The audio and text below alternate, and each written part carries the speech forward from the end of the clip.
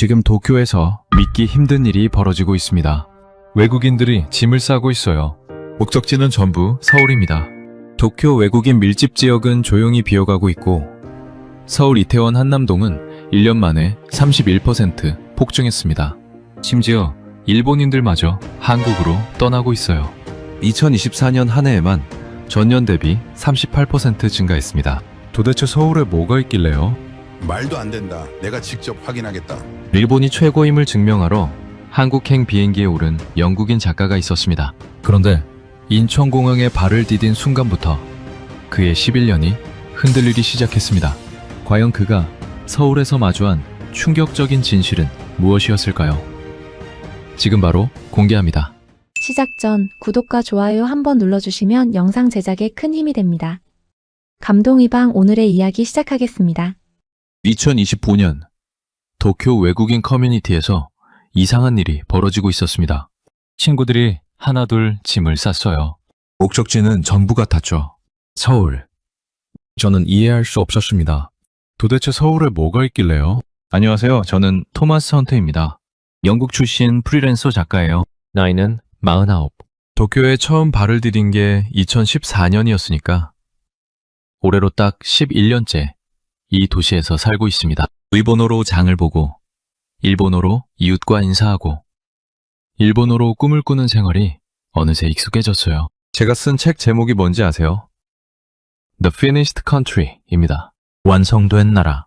일본의 시스템과 문화, 사람들의 품격을 11년간 관찰하며 써내려간 에세이집이었죠. 출판사에서 이런 카피를 붙여줬어요. 아시아를 가장 깊이 이해한 작가. 저는 그 말이 자랑스러웠습니다. 그리고 그게 사실이라고 믿었어요. 그런데 2025년 봄부터 뭔가 이상했습니다. 제가 매주 화요일마다 가던 시부야에 바가 있어요. 외국인들이 모이는 작은 곳이었는데 10년 동안 늘 북적였거든요. 런던에서 온 금융맨, 뉴욕에서 온 디자이너, 시드니에서 온 교사. 도쿄라는 도시가 세계 각지의 사람들을 끌어모으는 자석 같다고 느꼈었죠. 그런데 어느 날부터인가 의자들이 비기 시작했습니다.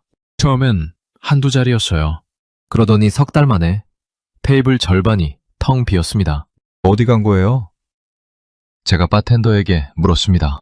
바텐더가 잔을 닦으며 짧게 대답했어요. 서울이요. 저는 그 말을 흘려들었습니다.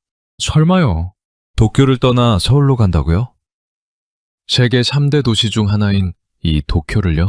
그런데 그게 시작이었습니다.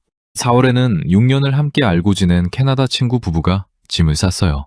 5월에는 제가 다니던 영어 글쓰기 모임 멤버 12명 중 3명이 한꺼번에 도쿄를 떠났습니다. 목적지는 셋 다 서울이었어요. 6월이 되자 제가 살던 로폰기 아파트 같은 층 이웃 네덜란드 출신 IT 컨설턴트가 이사를 알렸습니다. 어디로요? 서울 이태원이요. 웃으면서 그러더군요. 형, 거기 진짜 좋아요. 저는 그때도 고개를 저었습니다. 유행이겠거니 했어요. 한국 드라마가 유행하고 K-팝이 유행하고 한국 음식이 유행하니까 잠깐 관심이 몰리는 거겠거니 했죠. 실제로 살만한 곳과 여행으로 가보고 싶은 곳은 다른 얘기잖아요. 그러다 7월에 기사 하나를 봤습니다. 일본 통계청 자료를 인용한 내용이었는데 2024년 한 해 동안 한국으로 이주한 일본인 수가 전년 대비 38% 증가했다는 거였어요. 그것도 20대, 30대 젊은 층이 중심이었죠. 거기다 서울 외국인 거주자 밀집 지역이 1년 만에 31% 급증했다는 수치도 나왔습니다. 도쿄 외국인 커뮤니티면 반대로 조용히 줄어드는 추세고요. 저는 그 기사를 2번 읽었습니다. 그리고 솔직히 말하면 화가 났어요. 제가 11년을 살면서 일본이 아시아 최고라고 확신해 왔는데 숫자가 다른 말을 하고 있었으니까요. 데이터는 감정이 없습니다. 냉정하게 방향만 가리키죠. 그리고 그 화살표가 전부 서울을 향하고 있었어요. 뭔가 잘못됐거나 아니면 제가 모르는 게 있거나 그 중 하나였습니다. 저는 책상 서랍을 열었습니다. The Finished Country 개정판 원고가 들어있었어요. 첫 문장이 이랬습니다. 일본은 아시아의 정점이다. 시스템, 문화, 품격, 모든 면에서. 저는 그 문장을 한참 들여다봤어요. 그리고 낡은 수첩을 꺼냈습니다. 서울. 일주일. 일본이 여전히 최고임을 직접 확인하고 온다. 그렇게 적었습니다. 사람들이 서울로 간다고요? 좋아요. 그럼 제가 직접 가보겠습니다. 뭐가 그렇게 대단한지 눈으로 확인하고 역시 도쿄가 낫다는 결론을 들고 돌아오겠다고 마음먹었어요. 제 책을 위해서라도 11년의 확신을 위해서라도 그게 필요했습니다. 다음날 아침 항공권을 끊었어요. 나리타에서 인천. 일주일 뒤 출발이었습니다. 캐리어는 작은 걸로 골랐어요. 일주일이면 충분하니까요. 짐을 싸면서 도쿄 외국인 친구들 단체 채팅방에 메시지를 남겼습니다. 서울 다녀온다. 직접 확인하고 올게. 친구들이 바로 답장을 보냈어요. 조심해. 일주일이 2달 될 수도 있어. 저는 피식 웃었습니다. 말도 안 되는 소리. 수첩을 가방에 넣고 지퍼를 닫았습니다. 일본이 최고라는 걸 다시 한번 증명하러 가는 길이었으니까요. 하지만 그때는 몰랐습니다. 인천공항에 첫 발을 내딛는 순간부터 그 확신이 흔들리기 시작할 거라는 걸요. 나리타 공항 출국장은 언제 봐도 반듯했습니다.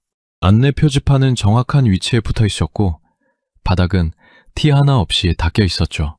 저는 탑승 시간까지 커피 한 잔을 마시며 수첩을 펼쳤습니다. 첫 줄에 이렇게 적었어요. 나리타 공항. 세계 최고 수준. 인천은 비교 대상이 아니다. 그렇게 확신했거든요. 11년 동안 수없이 드나들며 익숙해진 공간이었으니까요. 2시간 반 뒤 비행기가 인천공항에 착륙했습니다. 게이트를 통과하는 순간 첫 번째 이상함을 느꼈어요. 공기가 달랐습니다. 나리타 특유의 묵은 냄새, 에어컨 냄새가 없었어요. 그냥 깨끗했습니다. 천장을 올려다봤습니다. 높았어요. 거대한 유리 천장으로 자연광이 쏟아져 들어오고 있었죠. 나리타보다 훨씬 밝고 개방적이었습니다. 그래도 저는 고개를 저었어요. 최고물이니까 당연하지. 그렇게 생각했습니다. 입국 심사대로 걸어갔습니다. 나리타에서는 줄을 서서 보통 15분쯤 기다렸거든요. 그런데 인천공항에는 자동 출입국 심사 게이트가 있었어요. 외국인도 가능하다고 적혀 있었습니다. 게이트 앞에 섰습니다. 여권을 스캔대에 올려놓았어요. 화면이 제 얼굴을 인식했습니다. 3초였습니다. 게이트 문이 열렸어요. 저는 멍하니 서서 뒤를 돌아봤습니다. 입국 심사가 끝난 건가요? 나리타에서 15분 걸리는 일이 3초 만에 끝났습니다. 수함을 찾는 곳으로 내려갔어요. 그런데 제 캐리어가 이미 나와 있었습니다. 나리타에서는 보통 20분에서 30분은 기다려야 하는데 말이죠. 수첩을 꺼냈습니다. 나리타 공항. 세계 최고 수준. 그 문장 옆에 물음표를 하나 달았어요. 완성할 수 없었거든요. 거짓말을 쓸 순 없으니까요. 공항철도 매표소로 향했습니다. 서울 시내까지 얼마예요? 4,150원입니다. 1시간 정도 걸려요. 저는 잠깐 멈칫했습니다. 나리타 익스프레스는 3,500엔, 한화로 약 32,000원이었거든요. 게다가 60분이 넘게 걸렸죠. 거의 8배 차이였습니다. 티켓을 끊고 열차에 올랐습니다. 좌석이 넓었어요. 앞 좌석에 USB 충전 포트가 보였고 무료 와이파이도 잡혔습니다. 나리타 익스프레스에는 와이파이가 없었어요. 유료로 따로 구매해야 했죠. 화장실 표지판이 보였습니다. 일어나 걸어갔어요. 문을 열고 들어갔다가 멈춰 섰습니다. 비데가 달린 변기, 자동 물내림, 핸드드라이어, 은은한 향기. 나리타 익스프레스 화장실은 좁고 낡았는데 말이에요. 좌석으로 돌아와 앉았습니다. 수첩을 펼쳤어요. 나리타 공항. 세계 최고 수준. 미완성 문장이 저를 째려보고 있었습니다. 만년필을 들었다가 내려놓았어요. 열차가 서울 시내로 들어서기 시작했습니다. 호텔은 을지로 근처였어요. 체크인을 마치고 방에 들어갔습니다. 캐리어를 내려놓고 창문을 열었어요. 서울 시내가 내려다 보였습니다. 저녁 9시였고 배가 고팠어요. 도쿄에서라면 선택지가 2가지였습니다. 편의점 차가운 도시락을 사거나 우버이츠로 주문하고 1시간을 기다리거나. 배달비만 800엔, 한화로 7,000원 넘게 나왔죠. 서울로 떠나기 전 이미 짐을 싼 캐나다 친구 크리스가 앱 하나를 알려줬었습니다. 쿠팡이츠. 깔아봐, 토마스. 진짜야. 저는 반신반의하며 앱스토어에서 검색했어요. 다운로드를 눌렀습니다. 앱을 켜자 주변 식당들이 화면 가득 펼쳐졌습니다. 스크롤을 내리며 세어봤어요. 200개가 넘었습니다. 도쿄 우버이츠는 이 근방이면 20개 남짓이었는데 말이죠. 한식 카테고리를 눌렀습니다. 된장찌개, 순두부찌개, 제육볶음, 김치찌개. 사진들이 쭉 올라왔어요. 김치찌개 세트 하나를 골랐습니다. 8,900원. 배달비를 확인했습니다. 무료라고요. 다시 한번 봤어요. 정말 무료였습니다. 주문하기를 눌렀어요. 예상 도착 시간이 화면에 떴습니다. 22분. 샤워를 하고 나왔습니다. 핸드폰을 확인했어요. 지도 위에서 오토바이 아이콘이 움직이고 있었습니다. 실시간으로 배달 온 위치가 보였어요. 도쿄 우버이츠에는 없는 기능이었습니다. 잠시 후 알림이 왔어요. 배달원이 건물 앞에 도착했다고요? 주문한 지 정확히 19분 후였습니다. 문을 열었습니다. 젊은 배달원이 봉투를 건넸어요. 맛있게 드세요. 방으로 들어와 봉투를 열었습니다. 김치찌개에서 김이 모락모락 피어오르고 있었어요. 밥도 따뜻했습니다. 공깃밥에 작은 반찬 2가지까지 들어있었죠. 19분 전에 주문한 음식이 아직도 뜨거웠습니다. 도쿄에서는 1시간을 기다려 받으면 이미 다 식어 있었는데 말이에요. 한 숟가락 떠서 입에 넣었습니다. 얼큰하고 뜨거웠어요. 뚝배기 밑바닥까지 온기가 살아있었습니다. 순식간에 반을 비웠어요. 이게 8,900원이라고요. 도쿄에서 비슷한 걸 배달시키면 배달비 포함 25,000원은 나왔을 텐데 말이죠. 수첩을 꺼냈습니다. 만년필을 들었어요. 그래도 일본 편의점 도시락이 더 낫지. 그렇게 쓰려고 했습니다. 일본 편의점 도시락은 정말 훌륭하거든요. 포장도 깔끔하고 종류도 다양하죠. 10년 넘게 먹어온 음식이었어요. 하지만 손이 멈췄습니다. 방금 먹은 김치찌개가 머릿속에서 지워지지 않았어요. 뜨겁고 얼큰하고 19분 만에 배달비 없이 온 그 음식 말이죠. 일본 편의점 도시락은 차갑습니다. 전자레인지에 돌려도 미지근할 뿐이에요. 만년필을 내려놓았습니다. 수첩의 미완성 문장이 2개가 됐습니다. 창밖을 봤어요. 을지로 거리가 밤 10시가 넘었는데도 여전히 밝았습니다. 사람들이 걷고 있었어요. 도쿄 친구들 단체 채팅방에 메시지를 보냈습니다. 공항철도 4,150원. 배달 19분. 배달비 무료. 친구들이 바로 답장했어요. 그래서 내가 서울 왔다니까. 메일도 기대해. 저는 핸드폰을 내려놓고 침대에 누웠습니다. 천장을 보며 생각했어요. 첫날부터 이상합니다. 공항도 배달도 제가 알던 아시아와 달랐습니다. 일주일이면 일본이 낫다는 걸 충분히 증명할 수 있을 거라고 믿었어요. 하지만 이미 2개의 문장이 미완성으로 남았습니다. 내일은 달라야 했습니다. 내일은 반드시 일본이 더 낫다는 걸 찾아내야 했어요. 그렇게 다짐하며 눈을 감았습니다. 다음날 아침 눈을 떴을 때 목이 칼칼했습니다. 침을 삼키자 따끔거렸어요. 비행기 안에서 에어컨 바람을 너무 맞은 것 같았죠. 손으로 목을 만져봤습니다. 림프절 부근이 조금 부어있는 느낌이었어요. 도쿄에서라면 어떻게 했을까요? 일단 병원 예약부터 해야 했을 겁니다. 영어가 가능한 의사를 찾는 것부터가 일이었어요. 외국인 대응 클리닉을 검색하고 예약 가능한 날짜를 확인하고 보험 서류를 챙기고 그렇게 해서 겨우 진료를 받으면 초진료만 8,000엔, 한화로 7만 원이 넘었습니다. 보험 없이 외국인 가격으로 맞으면 20만 원을 훌쩍 넘기도 했죠. 그래서 도쿄에서 저는 웬만하면 병원을 안 갔어요. 그냥 편의점에서 약을 사서 버텼습니다. 호텔 프론트에 전화를 걸었어요. 근처에 이비인후과 있나요? 목이 좀 아파서요. 프런트 직원이 바로 답했습니다. 도보로 5분 거리에 있어요. 예약 안 하셔도 바로 가시면 됩니다. 영어 가능하세요? 저는 잠깐 멈칫했어요. 예약이 필요 없다고요? 옷을 입고 호텔에 나섰습니다. 5분쯤 걸었을까요? 작은 건물 2층에 이비인후과 간판이 보였어요. 계단을 올라 문을 열었습니다. 접수 데스크로 갔어요. 직원이 고개를 들었습니다. 외국인인데 진료 가능한가요? 네, 여권 있으세요? 여권을 건넸습니다. 직원이 간단히 정보를 입력했어요. 저기 앉아서 잠깐만 기다려주세요. 외기실에 앉았습니다. 도쿄 클리닉이 떠올랐어요. 형광등이 번쩍이는 좁은 공간.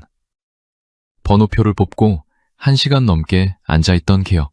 그런데 여기는 달랐습니다. 10분이 채 안 됐을 때 제 이름이 불렸어요. 진료실로 들어갔습니다. 의사 선생님이 자리에서 일어나며 영어로 말했어요. 어디가 불편하세요? 목이요. 어제 비행기 타고 오면서 감기 기운이 있는 것 같아요. 의사 선생님이 고개를 끄덕이며 가까이 오라고 했습니다. 펜 라이트로 목 안을 들여다보고 림프절을 손으로 살짝 눌러봤어요. 그리고 귀 안까지 확인했습니다. 도쿄에서 받던 진료보다 훨씬 꼼꼼했어요. 탄도가 약간 부었네요. 감기 초기 증상입니다. 약 처방해 드릴게요. 따뜻한 물 많이 드시고 무리하지 마세요. 친절했습니다. 처방전을 써주셨어요. 수납 데스크로 갔습니다. 직원이 계산서를 내밀었어요. 진료비 2,000원입니다. 저는 귀를 의심했습니다. 2,000원이요? 이게 전부예요? 네. 약은 1층 약국에서 받으시면 돼요. 신용카드를 건넸습니다. 영수증을 받아들고 계단을 내려왔어요. 1층 약국 문을 열었습니다. 처방전을 내밀었어요. 약사가 잠시 후 약봉투를 건넸습니다. 5,000원입니다. 밖으로 나왔습니다. 골목 초입에 서서 영수증 2장을 나란히 들여다봤어요. 진료비 2,000원, 약값 5,000원, 합계 25,000원. 도쿄였다면 이 진료에 최소 20만 원은 나왔을 겁니다. 8배 차이였어요. 걷다 보니 편의점이 보였습니다. CU였어요. 안으로 들어갔어요.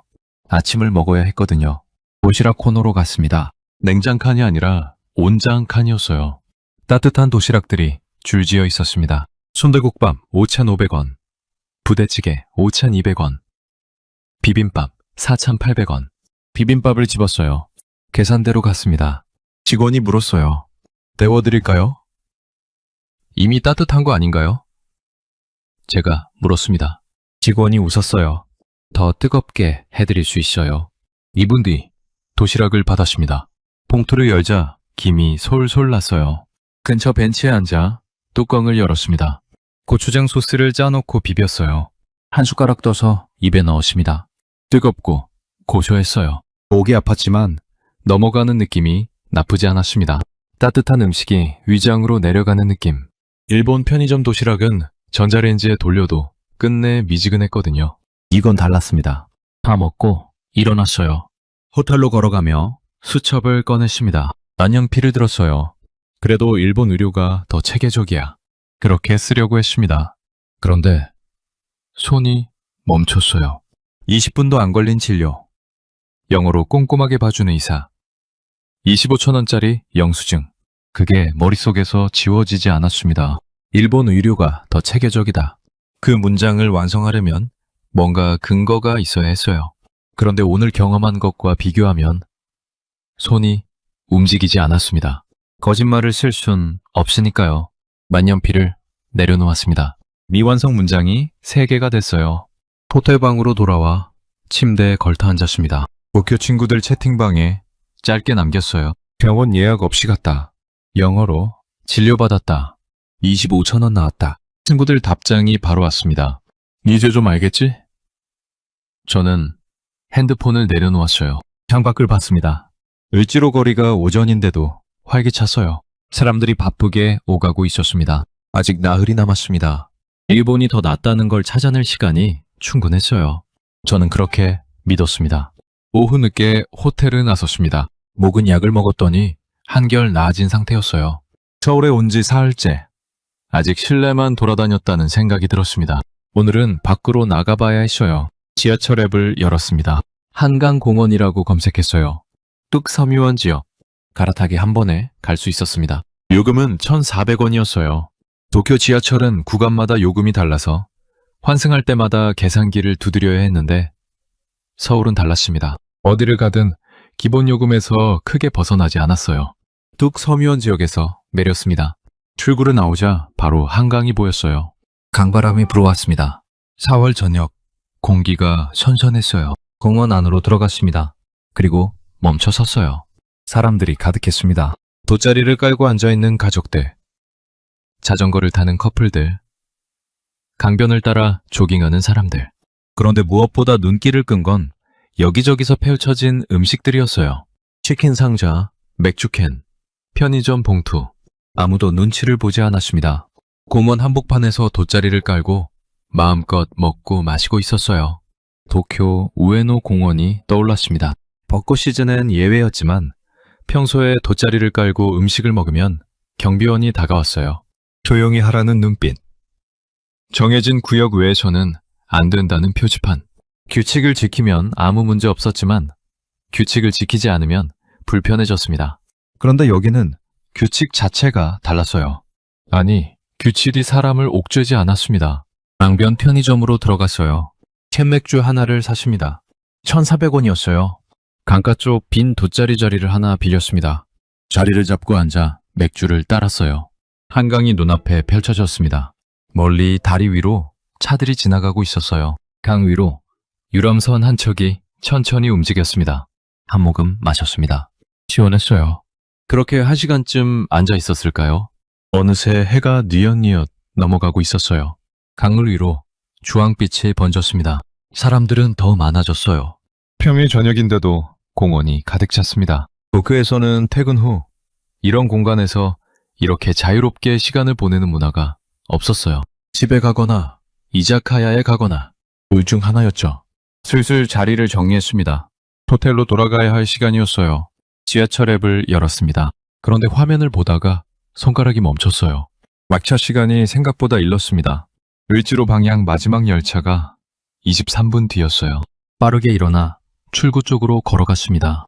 그런데 공원이 생각보다 넓었어요. 출구까지 걷는데 시간이 걸렸습니다. 역 계단을 내려갔을 때 플랫폼 화면에 숫자가 떴어요. 출발 1분 전. 뛰었습니다.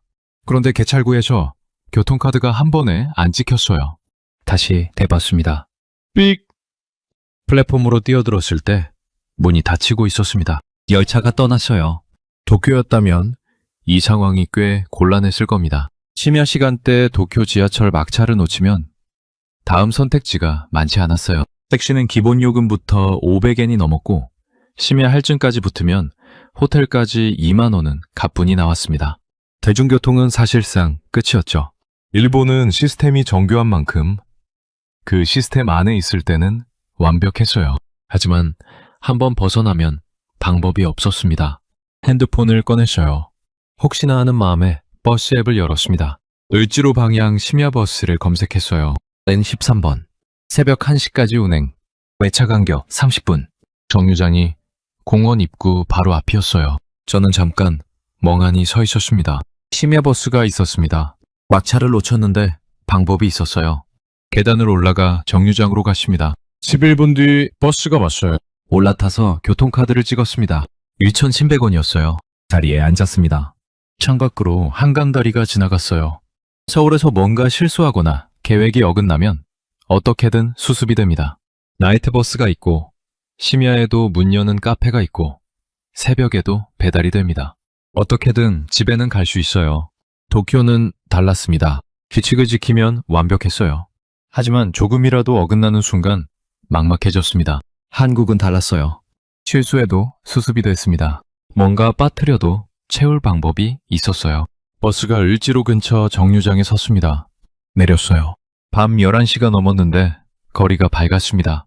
편의점이 열려 있었고 식당에서 불빛이 새어나왔어요. 사람들이 여전히 걷고 있었습니다. 호텔로 걸어가며 수첩을 꺼냈습니다. 만년필을 들었어요. 그래도 일본이 더 편리하지. 그렇게 쓰려고 했습니다. 그런데 손이 멈췄어요. 방금 막차를 놓치고도 1,300원짜리 심야버스로 돌아온 그 장면이 지워지지 않았거든요. 만년필을 가방에 넣었습니다. 또 하나의 문장이 빈칸으로 남았어요. 다음날 점심, 광장시장으로 향했습니다. 숙소에서 지하철로 2정거장이었어요. 서울에 온 지 나흘째.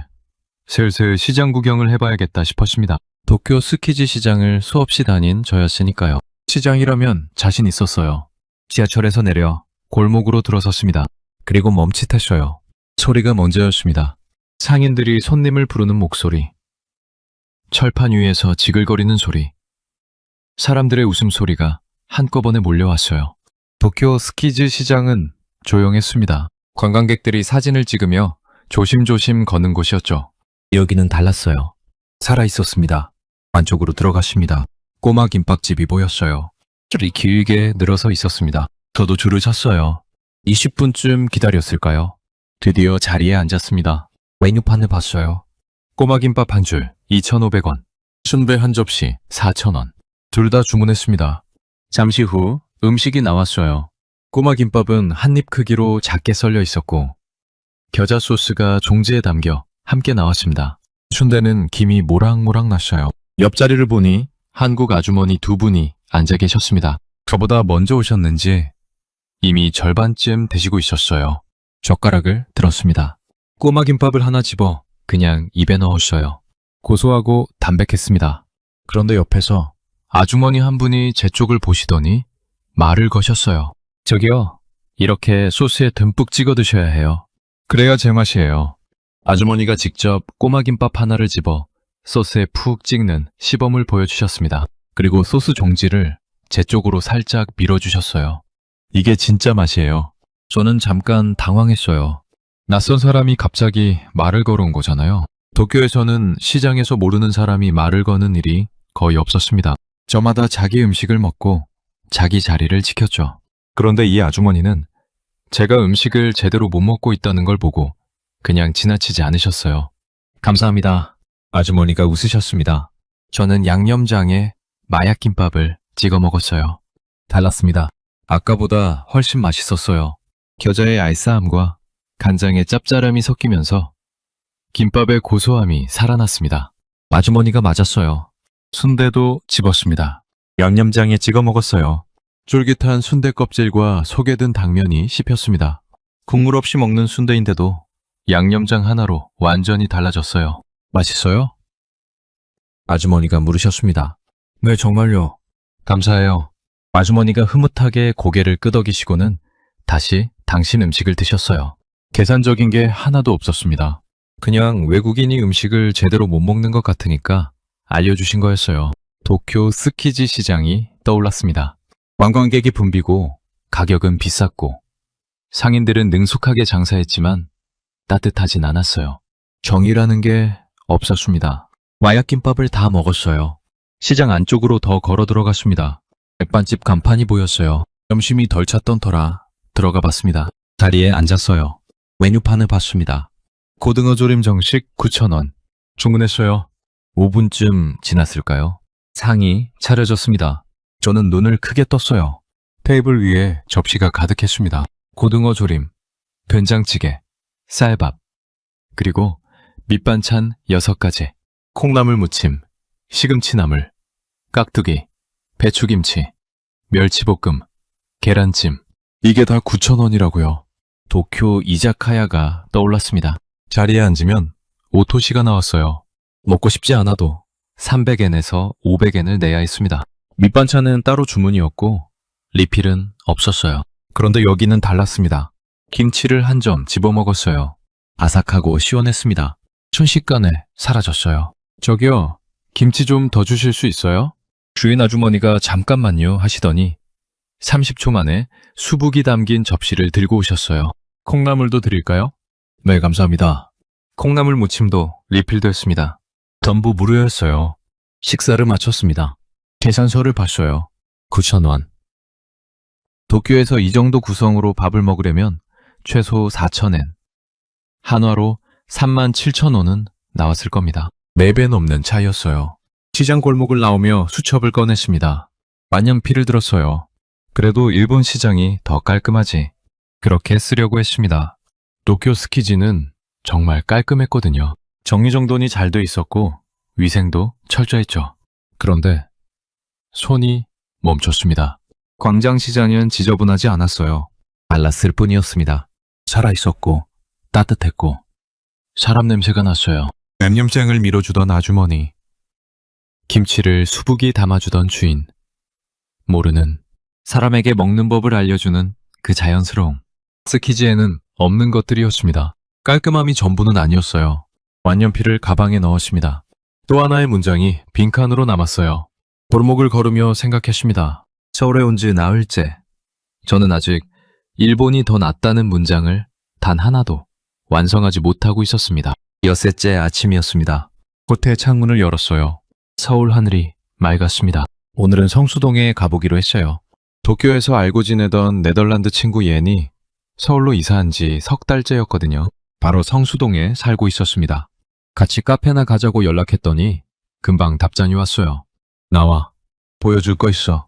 지하철을 타고 성수역에서 내렸습니다. 출구를 나오자마자 분위기가 달랐어요. 낡은 공장 건물들이 질비했는데 그 건물들이 전부 카페나 식당, 편집숍으로 바뀌어 있었습니다. 간판은 절제돼 있었고 외벽은 일부러 낡은 벽돌을 그대로 살려뒀어요. 도쿄 다이카냐마가 떠올랐습니다. 비슷한 감성이었지만 규모가 달랐어요. 훨씬 넓었습니다. 얀이 골목 입구에서 기다리고 있었어요. 악수를 나눴습니다. 어때 서울? 아직 정리 중이야. 얀이 피식 웃었습니다. 그러더니 앞장서서 걸었어요. 3층짜리 건물 앞에 멈춰 섰습니다. 외벽이 통유리였어요. 안을 들여다보니 천장이 엄청나게 높았습니다. 원래 공장이었던 흔적이 그대로 남아 있었어요. 철골 구조물이 노출된 채 인테리어가 됐고 그 사이로 화분들이 매달려 있었습니다. 안으로 들어갔어요. 넓었습니다. 테이블이 50개는 좋게 됐어요. 손님들이 노트북을 펴놓고 일하고 있었습니다. 책을 읽는 사람도 있었고 친구들과 이야기를 나누는 사람들도 있었어요. 아무도 서두르지 않았습니다. 카운터로 갔어요. 아메리카노 2잔이요. 4,900원씩이었습니다. 도쿄 스타벅스는 470엔. 한화로 4,300원쯤 됐어요. 가격은 비슷했습니다. 하지만 이 공간을 이 가격에 누릴 수 있다는 게 달랐어요. 도쿄에서 이런 규모의 카페는 아오야마나 다이칸야마에나 있었는데 거기서 커피 한 잔은 700엔에서 800엔은 받았습니다. 3층 창가 자리에 앉았어요. 성수동 거리가 내려다 보였습니다. 옌이 노트북을 꺼냈어요. 여기 하루 종일 있어도 아무 말 안 해. 와이파이도 무료고 도쿄 카페가 떠올랐습니다. 1시간 넘게 앉아있으면 눈치를 줬어요. 노트북을 꺼내면 더했죠. 회전율이 중요했으니까요. 점심시간대에는 아예 노트북 사용 금지 스티커가 붙은 카페도 있었습니다. 그런데 여기는 달랐어요. 오후 2시인데도 노트북을 펴고 앉은 사람이 10명은 넘었습니다. 아무도 눈치를 주지 않았어요. 커피를 한 모금 마셨습니다. 옌이 창밖을 보며 말했어요. 토마스, 나 여기 오길 잘한 것 같아. 도쿄가 싫어진 거야? 아니, 도쿄는 좋아. 근데 거기선 항상 뭔가를 지켜야 했잖아. 시간도, 공간도, 규칙도. 여기는 좀 달라. 저는 커피잔을 내려놓았습니다. 얀의 말이 어디선가 들어본 것 같았어요. 한강에서 막차를 놓쳤을 때 심야버스가 있었던 것처럼, 실수해도 수습이 됐던 것처럼. 도쿄는 시스템 안에 있으면 완벽했지만 조금이라도 벗어나면 막막해졌습니다. 여기는 벗어나도 방법이 있었어요. 1시간쯤 있다가 카페로 나왔습니다. 얀이 근처 골목을 걸으며 말했어요. 우리 집 볼래? 올라가 봤습니다. 5층 오피스텔이었어요. 문을 열고 들어갔습니다. 생각보다 넓었어요. 몇 평이야? 20평. 한강변은 아닌데 성수동 한복판이잖아. 월세는 180만 원. 저는 잠깐 계산했습니다. 도쿄 시부야 근처에서 같은 평수면 얼마였을까요? 최소 38만 엔. 하나로 350만 원은 됐을 겁니다. 2배 가까운 차이였어요. 게다가 도쿄는 월세 외에 보증금 성격의 시키키네, 사례금 성격의 레이킹까지 따로 냈습니다. 입주할 때 초기 비용만 월세 4-5배가 나왔어요. 서울은 그런 관행이 없었습니다. 창밖으로 성수동 골목이 보였어요. 카페들 사이로 사람들이 걷고 있었습니다. 좋네. 제가 짧게 말했어요. 옌이 웃었습니다. 그래서 왔지? 얀의 집을 나와 혼자 골목을 걸었습니다. 수첩을 꺼냈어요. 완연필을 들었습니다. 그래도 도쿄 카페가 더 세련됐지. 그렇게 쓰려고 했어요. 도쿄 다이카냐마 카페들은 정말 세련됐거든요. 공간 하나하나가 디자인됐고 커피 퀄리티도 높았죠. 그런데 손이 멈췄습니다. 방금 앉았던 카페는 세련되지 않았나요? 넓고 높고 자유로웠어요. 하루 종일 4,500원짜리 커피 한 잔으로 앉아있을 수 있는 공간이었습니다. 도쿄에선 그런 공간이 없었어요. 있어도 커피값이 2배였죠. 골목을 걸으며 생각했습니다. 도쿄 카페가 더 세련됐다. 그 문장은 끝내 완성되지 않았어요. 쓰지 않아도 이미 알고 있었으니까요.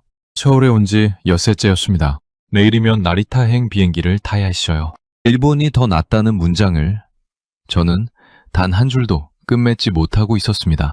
호텔로 돌아가는 게 골목 끝에서 한강이 보였어요. 오늘 밤은 혼자 강변을 걸어야 할 것 같았습니다. 정리해야 할 것들이 너무 많았거든요. 호텔로 돌아가지 않았습니다. 발길이 한강 쪽으로 향했어요. 저녁 8시가 넘었는데도 하늘이 아직 붉었습니다. 강변 산책로로 내려갔어요. 조깅하는 사람들이 지나쳤고 자전거 벨 소리가 들렸습니다. 빈 벤치를 하나 찾아 앉았어요. 한강이 눈앞에 펼쳐졌습니다. 강 건너편으로 불빛들이 켜지기 시작했어요. 다리 위로 차들이 흘러갔습니다. 조용했어요. 서울 한복판인데 이상하게 조용했습니다. 수첩을 꺼냈어요. 펼쳤습니다. 서울에 온 첫날부터 쓰다만 문장들이 줄지어 있었어요. 그래도 일본 공항이 더 정갈하지. 그래도 일본 편의점 도시락이 더 낫지. 그래도 일본 의료가 더 체계적이야. 그래도 일본이 더 편리하지. 그래도 도쿄 카페가 더 세련됐지. 5문장이 모두 미완성이었습니다. 6일 동안 단 하나도 완성하지 못했어요. 거짓말을 칠 수 없었으니까요. 벤치에 등을 기댔습니다. 강바람이 불어왔어요. 생각을 정리하려고 했는데 오히려 더 복잡해졌습니다. 도쿄로 돌아가면 뭐라고 써야 하나요? 11년 동안 일본이 아시아 최고라고 믿어온 제가 일주일 만에 그 확신을 잃어버렸다고요. 며칠 전 예니 했던 말이 떠올랐습니다. 도쿄에선 항상 뭔가를 지켜야 했어. 시간도, 공간도, 규칙도. 그리고 한강에서 막차를 놓쳤을 때 심야버스가 있었던 것도요. 병원을 예약 없이 갔는데 10분 만에 진료를 받았던 것도요. 꼬마 김밥 소스 찍는 법을 가르쳐준 아주머니도요. 계산 없이 그냥 알려주셨어요. 일본은 달랐습니다. 완벽했어요. 시스템이 정교했고 규칙이 명확했고 모든 것이 제자리에 있었죠. 하지만 그 완벽함만을 잊으려면 저도 완벽해야 했어요. 실수하면 안 됐습니다. 막차를 놓치면 방법이 없었고 병원은 예약 없이 갈 수 없었고 모르는 사람이 먼저 말을 거는 일은 거의 없었어요. 시스템이 완벽한 대신 사람이 그 시스템에 맞춰야 했습니다. 한국은 반대였어요. 시스템이 완벽하지 않을 수도 있었습니다. 하지만 어떻게든 됐어요.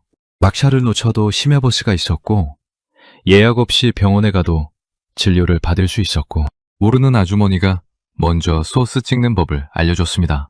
사람이 시스템에 빈틈을 채웠어요. 완벽한 나라에서 행복하게 살려면 나도 완벽해야 한다. 저는 수첩에 천천히 적었습니다. 처음으로 솔직하게 쓰는 문장이었어요. 강물을 바라봤습니다. 그럼 저는 11년 동안 뭘 예찬한 걸까요? 시스템이요? 맞아요. 일본 시스템은 훌륭합니다. 하지만 그게 전부는 아니었어요. 사람이 살아가는 데는 시스템만으로는 채워지지 않는 것들이 있었거든요. 실수할 자유, 어긋날 자유, 그래도 어떻게든 될 거라는 여유 같은 것들요. 일본을 잃어버린 30년이라는 말이 있습니다. 1990년 거품 경제가 붕괴된 후 일본은 멈췄어요. 경제도, 시스템도, 문화도 그 자리에서 크게 벗어나지 않았습니다. 완성됐다고 믿었으니까요. 더 이상 바꿀 게 없다고 생각했던 거죠. 그리고 30년이 흘렀어요. 여전히 팩스를 쓰는 관공서가 있었고 여전히 현금을 선호했고 배달 문화는 여전히 불편했습니다. 완성됐으니까요. 바꿀 이유가 없었던 거죠. 한국은 달랐습니다. 1953년 전쟁 폐허에서 시작했어요. 세계 최빈국이었습니다. 70년이 흘렀어요. 세계 10위권 경제 규모, 반도체 강국, 18분 배달, 4,150원 공항 철도, 25,000원 병원비. 멈추지 않았기 때문이에요. 아직 부족하다고 생각했으니까요. 그래서 계속 달렸습니다. 수첩에 계속 썼어요. 손이 멈추지 않았습니다. 완성을 선언한 나라는 멈췄다. 부족하다고 생각한 나라는 달렸다. 나는 11년 동안 멈춘 나라의 완성을 예찬했다. 그리고 나도 멈춰 있었다. 강바람이 다시 불어왔습니다. 차가웠어요. 저는 수첩에서 눈을 들었습니다. 한강 위로 유람선 한 척이 지나갔어요. 불빛이 강물 위에 흔들렸습니다. 제가 진짜 부러웠던 게 뭔지 알았어요. 배달앱이요? 아니었습니다. 병원비요? 그것도 아니었어요. 한강공원이요? 아니었습니다. 이 모든 것을 만들어낸 사람들이었어요. 원쟁 폐허에서 맨손으로 시작한 사람들, 굶주리면서도 자식을 학교에 보낸 부모들, 중동 사막에서 땀 흘린 기술자들, 그리고 지금도 더 나은 매일을 만들기 위해 멈추지 않는 사람들. 그 사람들이 만든 나라가 지금 제 눈앞에 있었습니다. 얼마나 앉아 있었을까요? 강변 가로등이 하나둘 켜졌어요. 시간을 봤습니다. 밤 11시가 넘어 있었어요. 벤치에서 일어났습니다. 수첩을 덮었어요. 내일 아침 나리타행 비행기를 탑니다. 일주일 전 이 비행기를 탈 때 저는 일본이 최고임을 증명하러 간다고 믿었어요. 하지만 지금 저는 알고 있었습니다. 도쿄로 돌아가도 예전의 저로는 돌아갈 수 없다는 걸요. 호텔로 걸어가며 도쿄 친구들 채팅방을 열었습니다. 한참을 생각하다 짧게 남겼어요. 너네 말이 맞았어. 친구들 답장이 쏟아졌습니다. 그래서 내가 서울 왔다니까. 언제 또 올 거야? 나도 슬슬 짐 싸야 하나. 저는 핸드폰을 주머니에 넣었습니다. 서울의 밤이 여전히 밝았어요. 밤 11시가 넘었는데도 편의점에서 불빛이 새어나왔고 식당 문이 열려 있었고 사람들이 걷고 있었습니다. 이 도시는 아직 달리고 있었어요. 다음날 아침 일찍 눈이 떠졌습니다. 알람보다 먼저였어요. 천장을 보며 잠시 누워 있었습니다. 오늘 떠나는 날이었어요. 캐리어를 챙겼습니다. 일주일 전 나리타에서 출발할 때와 똑같은 짐이었어요. 하지만 무게가 달랐습니다. 짐이 늘어서가 아니었어요. 제 머릿속이 무거웠습니다. 호텔 방을 마지막으로 둘러봤어요. 창밖으로 을지로거리가 보였습니다. 아침인데도 사람들이 바쁘게 움직이고 있었어요. 체크아웃을 마치고 공항 철도역으로 향했습니다. 4,250원을 내고 열차에 올랐어요. 일주일 전 처음 팠을 때는 모든 게 신기했었죠. USB 포트, 무료 와이파이, 넓은 좌석. 지금은 전부 익숙했습니다. 그게 또 이상했어요. 일주일 만에 익숙해진 것들이었으니까요. 인천공항에 도착했습니다. 체크인 카운터로 갔어요. 수속을 마치고 출국 심사대로 걸어갔습니다. 자동 게이트 앞에 섰어요. 여권을 올려놓았습니다. 딩. 3초. 일주일 전에는 이 3초가 놀라웠어요. 지금은 그냥 당연하게 느껴졌습니다. 그게 더 놀라웠어요. 사람이 이렇게 빨리 적응하는구나 싶었죠. 게이트로 걸어갔습니다. 탑승 시간까지 40분이 남아 있었어요. 카페에 들어가 아메리카노를 시켰습니다. 4,100원이었어요. 자리에 앉아 가방을 열었습니다. 손이 먼저 수첩을 찾았어요. 펼쳤습니다. 어젯밤 한강 벤치에서 적은 문장들이 보였어요. 완성을 선언한 나라는 멈췄다. 부족하다고 생각한 나라는 달렸다. 나는 11년 동안 멈춘 나라의 완성을 예찬했다. 그리고 나도 멈춰 있었다. 한참을 들여다봤습니다. 그리고 가방 깊숙이 손을 넣었어요. The Finished Country 개정판 원고가 거기 있었습니다. 꺼냈어요. 첫 페이지를 펼쳤습니다. 첫 문장이 눈에 들어왔어요. 일본은 아시아의 정점이다. 시스템, 문화, 품격, 모든 면에서. 일주일 전까지만 해도 자신 있게 썼던 문장이었어요.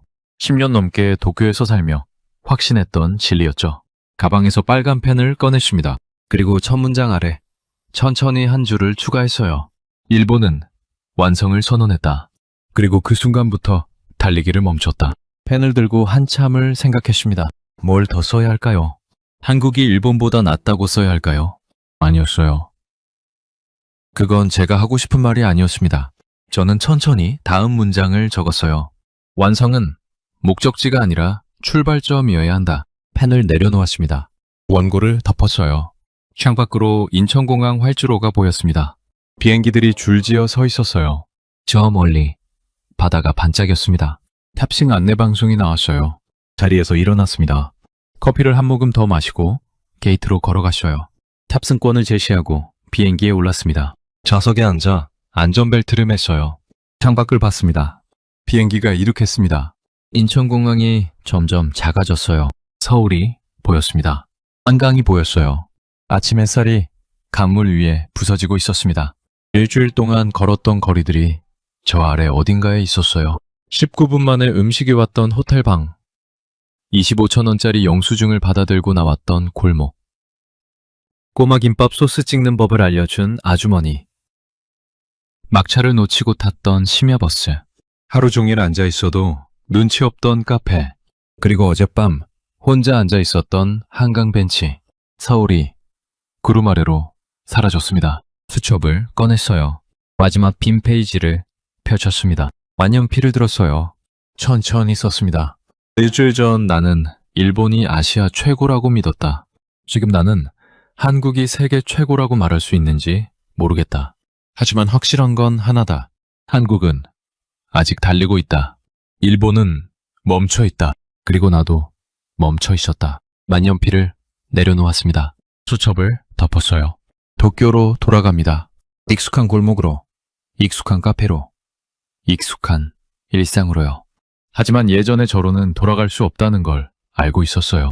11년 동안 멈춰있던 제가 이제 무엇을 할 수 있을지 아직 몰랐습니다.